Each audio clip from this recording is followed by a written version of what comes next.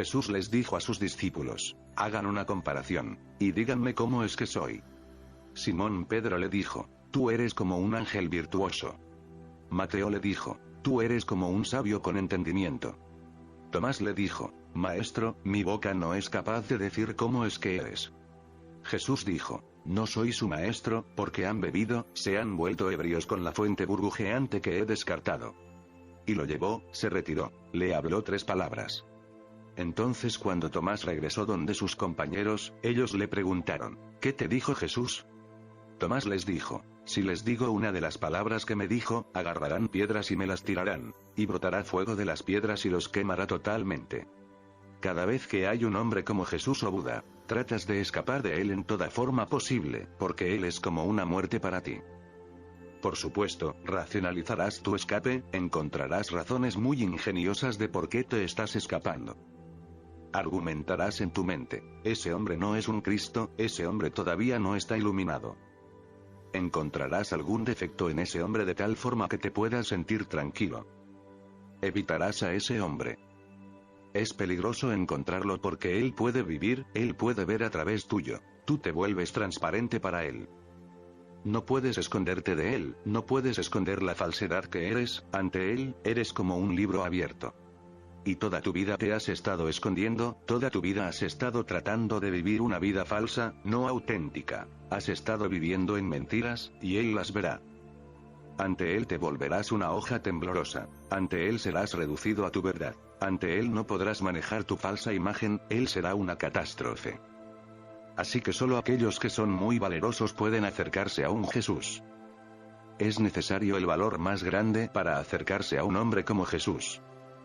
Eso significa que estés listo para dar el salto al abismo, que estés listo a perderte.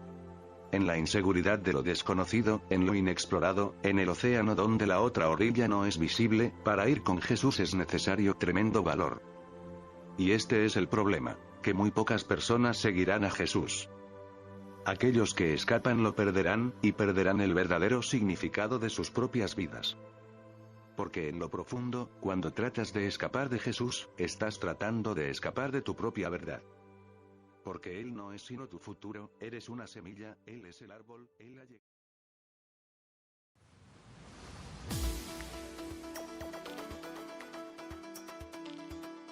Ecuador. Colombia confirma el avance de las investigaciones, mientras que los Estados Unidos estaría tras los pasos de la ex senadora colombiana Piedad Córdoba por aparentes conexiones con el llamado testaferro de Maduro, SAF.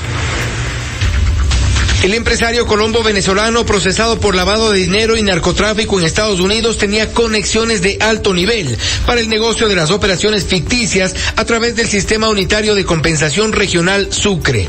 El presidente de Colombia, Iván Duque, reconoce que se trata de una trama regional. Tendremos más elementos de juicio para aportar a que este delincuente tenga la sanción que le corresponde, pero adicionalmente que podamos develar todo lo que se cierne en las operaciones de blanqueo de dinero con empresas fachadas en toda América Latina. Y mientras en Colombia se han reactivado las investigaciones en torno a SAF, la ex senadora colombiana Piedad Córdoba ha hecho vanos intentos por negar sus vínculos con el empresario, detenido y procesado en Estados Unidos. Pero en entrevista con FM Mundo no fue categórica.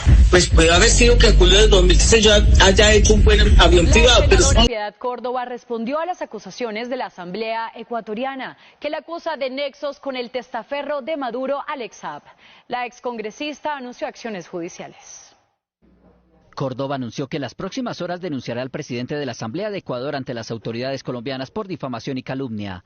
Sostuvo además que ha ido a Ecuador varias veces por razones laborales. Yo voy mucho a Quito, porque yo voy a mucho trabajo que tiene que ver con las reuniones políticas. Es más, yo estuve trabajando últimamente para ayudar a organizar el partido de Correa. He ido en avión comercial, como cuando fui a buscar las pruebas de lo del sucumbidos, que hablé con el presidente Correa y fui con mi abogada. He ido en avión privado. Córdoba desmintió que hubiese ido al vecino país con Alex Saab. Ni siquiera viajé con el señor Saab, para absolutamente nada. Ni en avión comercial, ni en avión privado, nunca con él he viajado a ninguna parte. El asambleísta ecuatoriano entregó al presidente Iván Duque y a la Fiscalía documentos que probarían que la excongresista habría viajado al vecino país en aviones privados, supuestamente de Alex Saab. Lo que los ecuatorianos hemos presenciado son eventos que suceden porque hay una fuerza oculta, clandestina, oscura, que tiene la intención de romper la democracia. Quienes actúan son peor que una bacteria que se mete en las entrañas del Ecuador para hacer daño. Hoy voy a demostrar de lo que es capaz la CIA en el Ecuador. Operación Fénix, en marcha. B312, Tracking verificado. Rojos, en el punto blanco, confirme. 0902. Visibility 10. Cruzamos el límite. Suelten el paquete. Get out, get out. Un operativo plenamente planificado por las Fuerzas Armadas de Colombia, en absoluto secreto y con premeditación, provocó que aeronaves colombianas incursionen en territorio ecuatoriano, sin permiso de su gobierno soberano. Han encontrado 15 cadáveres de guerrilleros, 2 guerrilleras heridas, en un campamento improvisado de la FARC a 2 kilómetros del río Putumayo, es decir, no hay cómo equivocarse en que aquello era territorio ecuatoriano. Fueron bombardeados y masacrados mientras dormían, utilizando tecnología de punta que los localizó de noche en la selva, seguramente con la colaboración de potencias extranjeras. ¿Cuándo informa usted a la Embajada de Estados Unidos de ese ataque? Son las 3 veces que yo hablé con el grupo militar, y esas 3 veces era por orden del comandante general del ejército, no a disposición. Vamos a ver, Mario Pazmiño es un militar retirado. Fue director de inteligencia del Ejército del Ecuador y fue relevado de su cargo por fallas de información. Mario Pazmiño le ocultó al presidente de la República, quien es su comandante en jefe, que el ataque a Angostura estaba muy bien planificado. Pazmiño siempre protegió a sus maestros, los agentes de la Agencia Central de Inteligencia de Estados Unidos, la CIA. Ellos formaron a Mario Pazmiño como un experto en seguridad. Los registros demuestran que fue un excelente alumno y que era un fiel servidor de la CIA, asalariado de la Embajada de Estados Unidos. Hablé con algunos de sus compañeros. Me contaron que había recibido equipamiento y órdenes de la embajada en Quito. La CIA comenzó a operar después de la Segunda Guerra Mundial. Mientras los países de América Latina tenían gobiernos que obedecían las órdenes, la agencia permanecía invisible. Los gobernantes que defendían la soberanía de sus países eran atacados y ahí aparecía con más evidencia. Es notable cómo los militares de las dictaduras de América Latina cometían atrocidades que la CIA ocultaba o maquillaba. La CIA nunca ha dejado de estar. Los métodos han sido diferentes, pero siempre ha intervenido en el continente. Una de las acciones que cumplieron las fuerzas estadounidenses se realizaron desde la base que operaban en el puerto ecuatoriano de Manta. La excusa fue hacer un plan continental para vencer al narcotráfico. El presidente Rafael Correa ofreció desde la campaña electoral no renovar el acuerdo con los estadounidenses para el uso del aeropuerto de Manta. El ataque contra Angostura confirmó que allí se hacía algo más de lo que se declaraba. La salida de la base estadounidense de Manta provocó el colapso final del famoso Plan Colombia. Si no hay ningún problema en tener una base norteamericana en Ecuador, perfecto. Podemos dar permiso para que instalen esa base, siempre y cuando nos den permiso para instalar una base militar ecuatoriana en Miami. Si no hay ningún problema, van a aceptar. Cuando se consolidaron las democracias en el continente, la táctica del golpe militar no fue más una opción. Entonces Estados Unidos comenzó a intervenir en los estados latinoamericanos, tanto a través de reclutar a personajes influyentes de cada país, como mediante organizaciones no gubernamentales. Rafael Correa y otros mandatarios rompieron el esquema de intervención de la CIA, quebraron su lógica. También quebraron la estrategia de Leila Haddad Pérez. Ella fue la jefe de la CIA en el Ecuador durante muchos años, hasta que Rafael Correa asumió la presidencia de la República. Leila Haddad trabajaba de manera encubierta en el almacén de alfombras Aladino, en la exclusiva avenida González Suárez de Quito.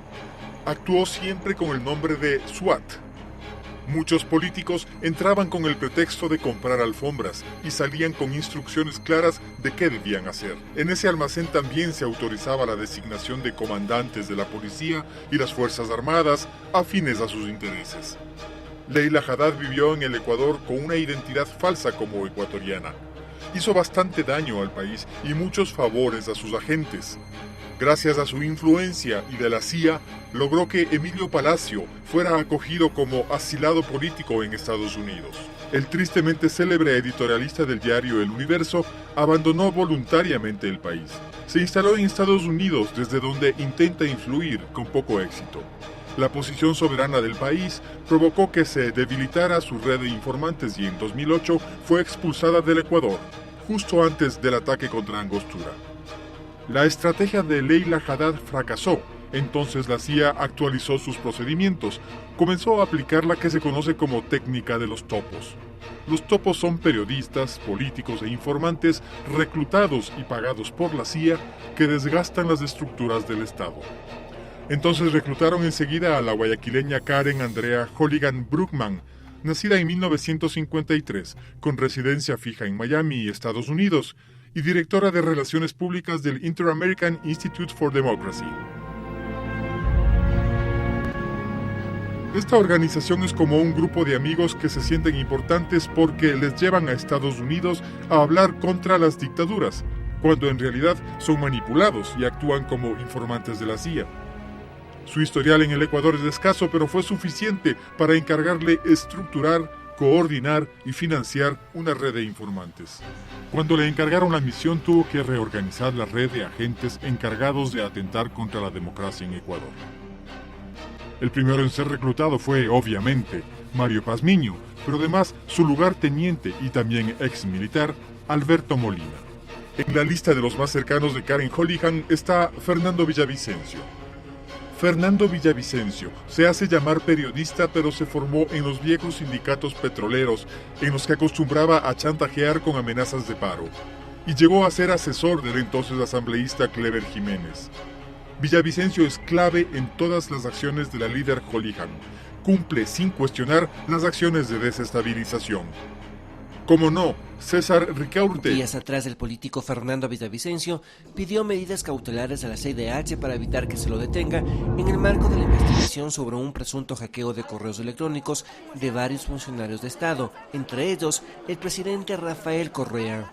A la par, 3 abogados argentinos, entre ellos Ignacio Bowling, se ofrecieron voluntariamente a presentar su opinión del caso ante la CIDH. Bowling es cofundador del Centro Latinoamericano de Derechos Humanos. Lo curioso del caso es que dicho abogado, en octubre de 2014 en la misma CIDH, defendió a los hermanos William y Roberto Isaías Dazún, ex dueños del Filambanco. Bowling pidió que a los Isaías se los declare perseguidos políticos y defensores de los derechos humanos. La justicia suele perseguir a quien el gobierno marca en público. Los casos son varios. Isaías. Dicha petición la realizó por cuanto aseguró que de esta manera Fernando Villavicencio, presidente de la Comisión de Fiscalización, puesto ahí para cubrir la espalda al presidente. El presidente Lasso, por quien voté y a quien apoyé en la segunda vuelta, me dijo, un poco, ¿qué quieres? Me dijo, me gustaría que me acompañes en mi cruzada anticorrupción desde la Comisión de Fiscalización. Le digo, eso me gusta. Fernando Villavicencio, el que dice ser investigador cuando en realidad le pagan por hacer de supuesto periodista. Sí, podemos colaborar. ¿Cuánto cuesta esta investigación? ¿Pero cuánto cuesta una investigación? $10,000. Antes de llegar a la asamblea no trabajaba. Era mantenido por los banqueros. Confiado de los banqueros. Dime, ¿para los Isaías? Corrupta mierda. Cuando fuiste allá a la casa de Isaías a pedir... Vamos a ver. Fernando Villavicencio, el que trabaja a la carta. ¿Por qué no dice nada sobre las 500 empresas que hoy día registran su falta de pago a los impuestos? ¿Qué ha hecho sobre eso? Investiga tú eres legislador, vago. Fernando Villavicencio responde únicamente a los intereses del gobierno, porque no es verdad que luche contra la corrupción. Fernando Villavicencio la esconde. Se les había pedido a ustedes que remitan toda la información que tenían sobre Pandora Papers. Decían, hasta ahora no nos envían. Ya se envió esa información. Pero además yo no les voy a dar. ¿Por qué? Que hagan su trabajo, pues. Fernando Villavicencio, el peón del gobierno. Fernando Villavicencio entra y sale a Carondelet cuando él quiere. Le llama al presidente Guillermo Lasso. Es un peón de esta política vigente gobernando estos días del gobierno.